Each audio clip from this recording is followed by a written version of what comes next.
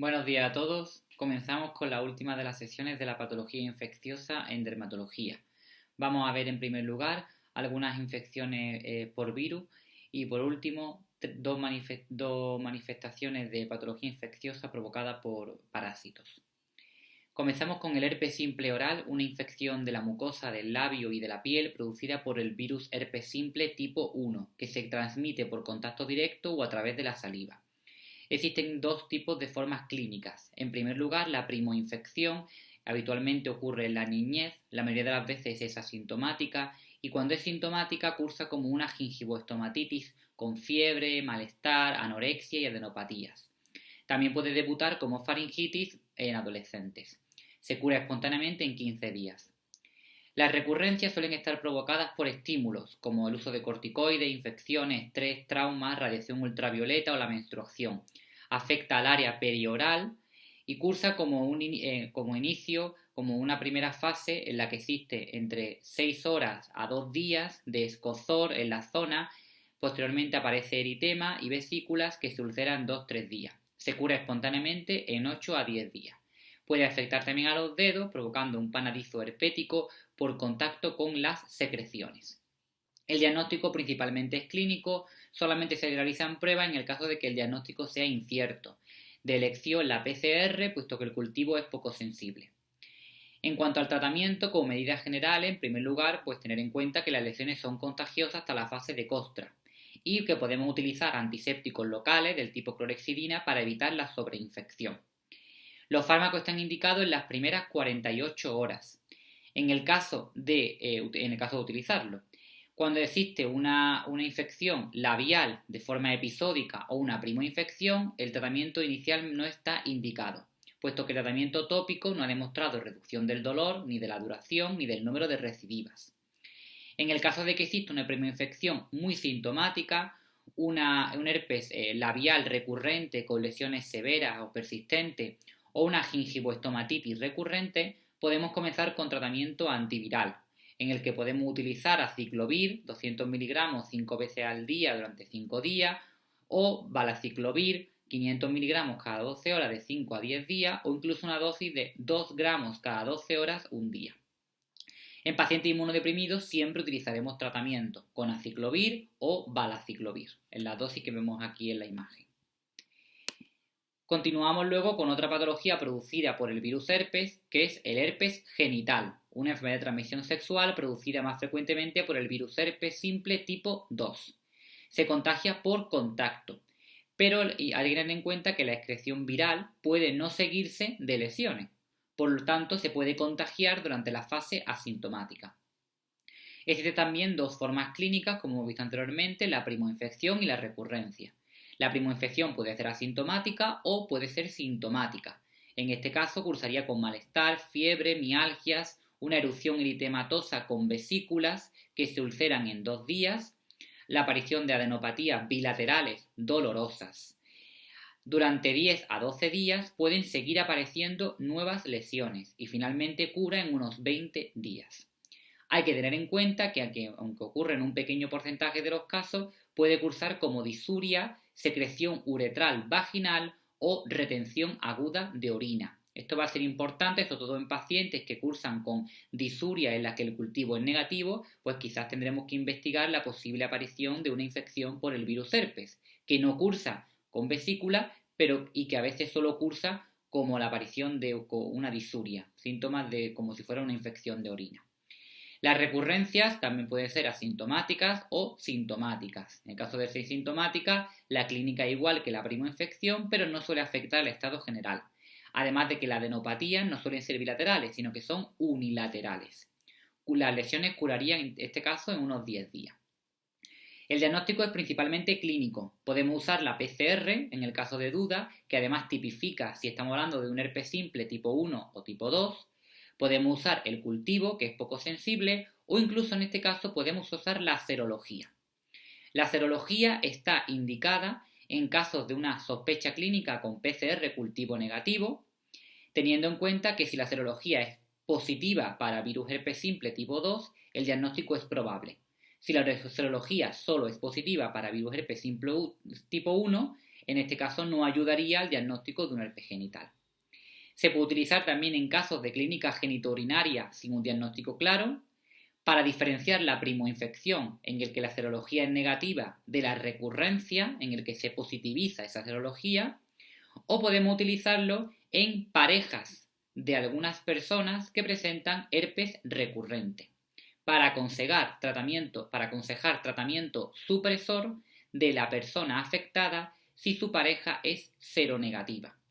Es decir, en este caso lo que haríamos es que si tenemos una pareja en la que uno de los dos presenta lesiones típicas del herpes, le podemos realizar la serología también a su pareja para saber si se lo ha contagiado o no se lo ha contagiado.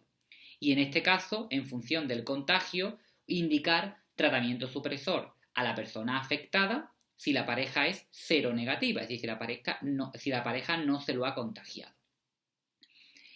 El tratamiento va a depender de la fase en la que nos encontremos. Si nos encontramos en la primoinfección, deberemos indicar tratamiento en las primeras 48-72 horas, pero también sería efectivo si lo indicáramos hasta 5 o 6 días desde el inicio de las primeras lesiones. Se puede prolongar, inicialmente el tratamiento es de 10 días, pero se puede prolongar más de 10 días si no hay curación. Utilizaríamos aciclovir, valaciclovir o fanciclovir. En las recurrencias, pues si estamos hablando de un episodio agudo, utilizaremos antivirales en la fase prodrómica y como máximo en las primeras 24 horas, con aciclovir, fanciclovir o valaciclovir. En cuanto a tratamiento supresor, lo vamos a utilizar en el caso de más de 6 episodios al año, aparición de complicaciones significativas, afectación de la calidad de vida, disfunción sexual o social, necesidad de disminución de riesgo de transmisión a la pareja, por ejemplo, en pacientes gestantes, y valorar también en la pareja seronegativa, como ya hemos visto anteriormente. En este caso utilizaremos pues igual aciclovir, valaciclovir o fanciclovir en diferentes dosis. Si existen recurrencias durante el tratamiento, podemos aumentar la dosis. Y mantendremos el tratamiento con una duración entre 6 a 12 meses. En el embarazo podemos también utilizar antivirales y de hecho están indicados, pero principalmente utilizaremos el aciclovir en el episodio agudo y luego consideraremos un tratamiento supresor con aciclovir 400 miligramos cada 8 horas a partir de la semana 36 para evitar la transmisión vertical al feto. Continuamos con otro tipo de herpes, pero en este caso no producido por el virus herpes, sino producido por el virus varicela zoster, como una reactivación de este virus, que ya hablamos del herpes zoster. Es una enfermedad neurocutánea en el que después de la aparición de malestar, cefalea, fotofobia y disestesias cutáneas en la zona, aparece una erupción vesicular dolorosa que afecta a un dermatoma. Pueden continuar apareciendo lesiones entre 5 a 7 días. Después las lesiones se ulceran y curan en 2 a 4 semanas. Existe la forma clínica típica del herpes zóster cutáneo, pero también existe una forma de herpes zóster incluso genital, una forma de herpes zóster oftálmico que puede conducir a la ceguera, el síndrome de Ramsay-Hunt, que es una parálisis facial periférica asociada a las lesiones en el pabellón, en el conducto auditivo o en la mucosa orofaringea, y luego la típica neuralgia posherpética, ese dolor neuropático que queda tras una infección. Es un dolor que persiste más de un mes después de la aparición de lesiones, que cura espontáneamente entre 1 a 6 meses y que a veces incluso puede durar hasta un año. El tratamiento en pacientes inmunocompetentes de menos de 50 años no se encuentra indicado. Se indicará en pacientes inmunocompetentes de más de 50 años, pacientes inmunodeprimidos o pacientes con neuritis o erupción grave o en lugares distintos del tronco de la cara y la cabeza. El tratamiento utilizaríamos aciclovir, valaciclovir, fanciclovir. Solamente se beneficiaría de tratamiento aquellos pacientes en los que los iniciáramos en las primeras 72 horas, aunque consideraríamos iniciar tratamiento más allá de las 72 horas en pacientes en las que sigan apareciendo lesiones o localizaciones especiales, como la aparición de un herpes oftálmico o un herpes ótico, o en el caso de que exista una afectación extensa. Continuamos con otra patología infecciosa cutáneo-mucosa provocada por un poxvirus. Hablamos del molusco contagioso. Es una infección que afecta fundamentalmente a niños. Más del 80% de los casos ocurren en niños, aunque también puede ocurrir en adultos. Se transmite por contacto persona a persona o por fomites. Es rara la autoinoculación y no se transmite por animales. La forma clínica, estamos viendo aquí en la imagen, es la aparición de pápulas translúcidas, umbilicadas, de 2 a 5 milímetros, con un eczema perilesional, que pueden aparecer por todo el cuerpo, a nivel del tronco, miembros, incluso a nivel genital. En el caso también de este caso a nivel genital, habrá que descartar si está asociada con una enfermedad de transmisión sexual. El tratamiento, existen varios tipos de tratar este tipo de patología. En primer lugar, tenemos la abstención terapéutica. Es una patología benigna, rara la autoinoculación y en la que las lesiones se terminan curando de forma espontánea. De forma que podemos optar por la abstención terapéutica, sobre todo en niños en el que presentan pocas lesiones. Pero habrá que seguir el paciente, porque habrá que replantear hacer algo en el caso de que continúen apareciendo más lesiones. El tratamiento de elección es el curetaje de la lesión, o también, como una alternativa, la crioterapia. Otras formas de tratamiento no se han visto que sean superiores al placebo, y son el hidróxido de potasio, el imiquimod o el peróxido de benzoilo. Las verrugas. Las verrugas son proliferaciones epidérmicas benignas causadas por el virus del papiloma humano. Tenemos por un lado verrugas no genitales y luego verrugas genitales de las que hablaremos a continuación. En cuanto a las verrugas no genitales, se contagian de persona a persona o a través de fómites, como por ejemplo el agua de las piscinas, y es frecuente la autoinoculación. Tenemos varias formas clínicas. La verruga vulgar es una pápula marronácea de superficie queratóxica, sobre todo más frecuente en las manos.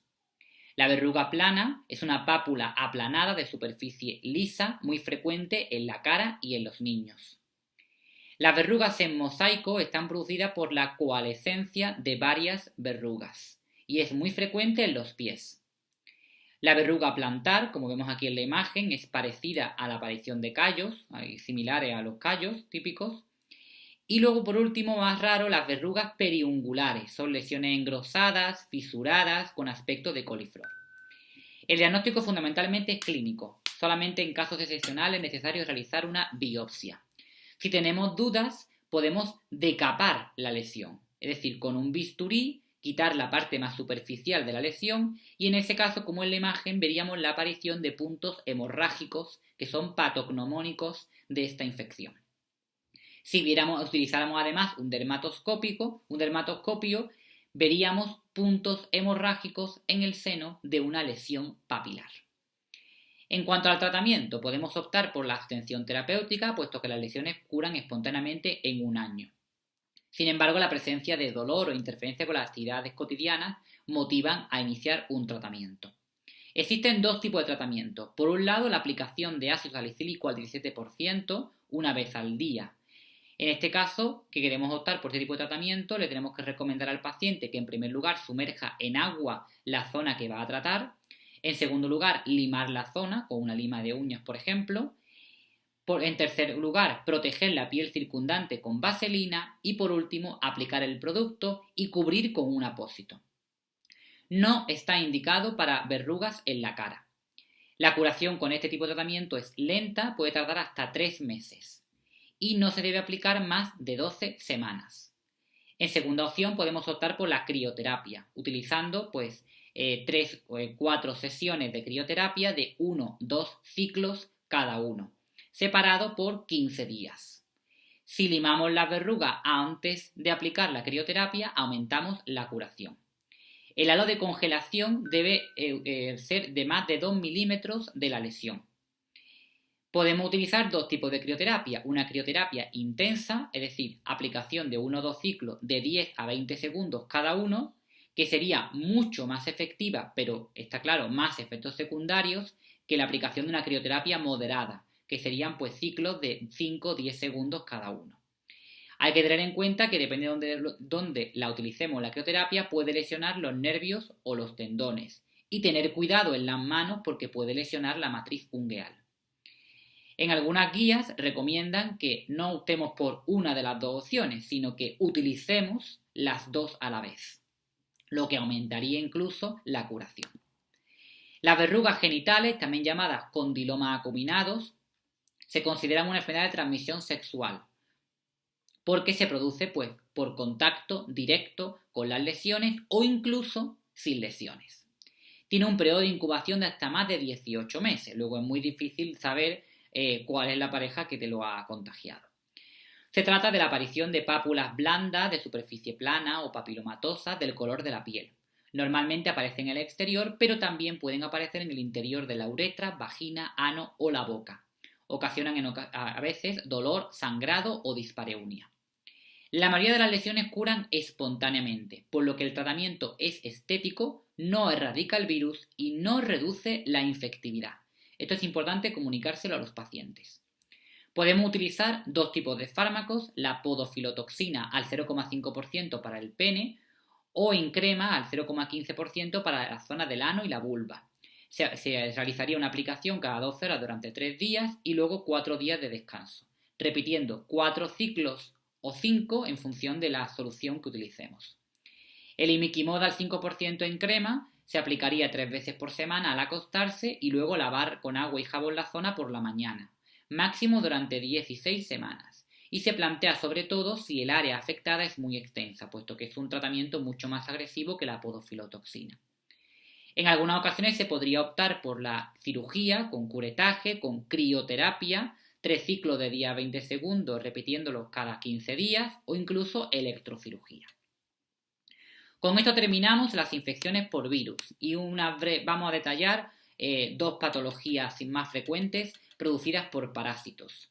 Por un lado, la pediculosis, ¿vale? La infección por parásitos llamados pediculus humanos, ¿vale? Tenemos la pediculosis capitis, los piojos típicos, provocadas por el Pediculus humanus capitis. Se contagia persona a persona, muy raro por fomites, y no se contagia por animales. El único criterio de certeza para diagnosticar la aparición de piojos es ver los piojos vivos. Las liendres pueden permanecer meses tras el tratamiento. El picor tardaría meses en aparecer tras la infectación y persiste semanas tras el tratamiento. Luego tampoco es un criterio clínico. El criterio es buscar piojos vivos, ¿vale? Lo buscaremos de forma más intensa detrás de las orejas y en el occipucio, que es donde suelen estar más habitualmente, y es más fácil de detectarlo si aplicamos una crema suavizante previa a la identificación, puesto que esto dificultaría su movimiento. Utilizaremos una liendrera, ¿vale? Limpiándola con papel de cocina tras cada pasada para observar si existen piojos. En casos dudosos, si no hay piojos vivos, podemos utilizar la dermatoscopia, que permitiría diferenciar las liendres viables, que tendrían un aspecto opalescente, de las liendres vacías. En cuanto al tratamiento, en el caso de los piojos, solo tratar si existe infestación activa. Podemos utilizar varias formas de tratamiento, todas válidas. Por un lado, la extracción mecánica, ¿vale? Aunque la extracción mecánica solo se debe utilizar como medida complementaria y se utilizaría como tratamiento único en menores de 2 años y en embarazadas. Debe mantenerse hasta que no se encuentren piojos en 3 ocasiones consecutivas. El tratamiento que deberíamos indicar serían tratamientos físicos o químicos. Tratamientos físicos tenemos las siliconas, dimeticona y ciclometicona, que se aplican en la raíz de las puntas y se retirarían a las 8 horas con agua y jabón, repitiendo los 7 días. Este tratamiento no induce resistencia, por lo que muchas guías lo consideran de primera elección. En segundo lugar, tenemos tratamientos químicos, lociones que se deben aplicar en seco y cremas que se deben aplicar en húmedo. Tenemos la perimetrina, tenemos el malatión y, en tercer lugar, tenemos el tratamiento oral, indicado cuando existen brotes en instituciones cerradas, es decir, residencias, prisiones, a lo mejor colegios con muchísimos brotes, y se indicaría tratamiento oral con ivermectina, 200 microgramos por kilo de peso, repitiendo una segunda dosis al 8º día. La pediculosis pubis, las ladillas, están provocadas por el parásito Tirus pubis. Se contagia persona a persona ¿vale? Aunque es posible por fomites, pero más raro. Luego se considera una enfermedad de transmisión sexual. Diagnóstico, igual, ver los piojos vivos en el área anogenital, ¿vale? Sobre todo eso en la zona anogenital, pero también lo podemos ver en el tórax, en la espalda, en el abdomen, en la axila o incluso en la cara. Si lo vemos en las pestañas, en principio es secundaria a una pediculosis pubis, no a una pediculosis capitis. Tratamiento igual que el anterior, pero con varias peculiaridades. En concreto, si tenemos una afectación de párpados, aplicar vaselina 2 veces al día durante 3 semanas. Tratar todos los contactos sexuales del último mes, tenga o no síntomas, diferente de los piojos en el que tratamos solo pacientes con infectación activa. Evitar relaciones hasta finalizar el tratamiento y los contactos no sexuales solamente se tratarían si existe infectación activa. Por último, hablaremos de unas cuantas pinceladas de la sarna, que me consta que ha habido algunos brotes en residencias de nuestra zona. La sarna es una infectación provocada por el Sarcoptes scabiei, que se contagia persona a persona, ocasionalmente solo por fomites. El contagio por animales produce cuadros paucisintomáticos de rápida resolución espontánea y por tanto no se considera un vehículo de transmisión adecuado. La sarna aparece como lesiones papulovesiculares, como erupciones en la zona que ocasionan mucho prurito, típico en espacios interdigitales, muñecas, codos, axilas, nalgas, genitales, areola mamaria y la cara lateral de los pies. En niños inmunodeprimidos también puede aparecer en la cara y en el cuero cabelludo. El diagnóstico se realiza visualizando las pápulas o nódulos inflamatorios pruriginosos típicos, ¿vale?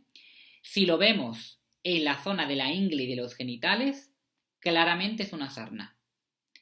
Si lo vemos en otra zona, tenemos que hacer un diagnóstico diferencial con otras lesiones que pudieran provocar la sarna. Como signo patognomónico tenemos la aparición de los surcos acarinos, que son surcos serpinginosos grisáceos de unos 5 milímetros. En casos dudosos podemos visualizar estos surcos con la prueba de la tinta, que consiste primero en pintar la zona afectada con un rotulador, segundo limpiar con una gasa con alcohol y en tercer lugar visualizar los surcos, que se verán como unos trazos lineales por la tinta absorbida, como estamos viendo en la imagen, mucho más visibles con el dermatoscopio. El tratamiento en primer lugar sería el uso de permetrina en crema, dejándola actuar de 8 a 14 horas y retirándolo con agua y jabón, repitiendo una segunda dosis a la semana. Se aplicaría en todo el cuerpo. Aunque solamente tengamos lesiones en un sitio, se aplica en todo el cuerpo, incluyendo la cara y el cuero cabelludo. Y si me la aplico yo a mí mismo, luego no me lavo las manos, no la dejo actuar las 8 o 14 horas con las manos llenas de la crema. Si me la aplica a otra persona, que sea con guante y luego los guantes los deseche. Se debe aplicar sobre la piel seca y sobre la piel en temperatura cutánea normal, no después de un baño de agua caliente. El picor puede continuar más allá del tratamiento. Solamente valoraríamos un fallo del tratamiento en el caso de que continúe más de 6 semanas después de un tratamiento correcto. En segundo lugar, podemos utilizar la ivermectina 200 microgramos por kilo, repitiendo una segunda dosis a las 2 semanas. Este tratamiento sería de elección en brotes en instituciones cerradas. Si tenemos un brote en una residencia o un brote en una prisión, por ejemplo, de sarna de varios casos, vamos a tratar a todo el centro con este tratamiento, tenga o no lesiones. Es importante el aislamiento de contacto hasta 24 horas después de un tratamiento correcto, tratar simultáneamente a todos los convivientes, lavar toda la ropa y meterla luego en la secadora y en el caso de que no sea posible, meterla en una bolsa de plástico durante una semana. Pues bien, con esto terminamos las sesiones de patología infecciosa en dermatología y además la última sesión que daré en este centro de salud. Que sepáis que ha sido un placer trabajar con vosotros. Me voy con una familia en Granada y no os preocupéis que volveré para que me hagáis mi fiesta. Ahora os dejo con Inma, que hablará sobre psoriasis y sobre dermatitis y espero que os haya gustado mucho, que hayáis aprendido y que, bueno, pues ahí tenéis los Word en la que están todos los tratamientos sacados de la guía del Aljarafe, por lo que no tendréis ningún tipo de problema cuando la queráis revisar. Ahí tendréis los vídeos, y están todas las fotos y bueno, pues espero que haya sido de ayuda.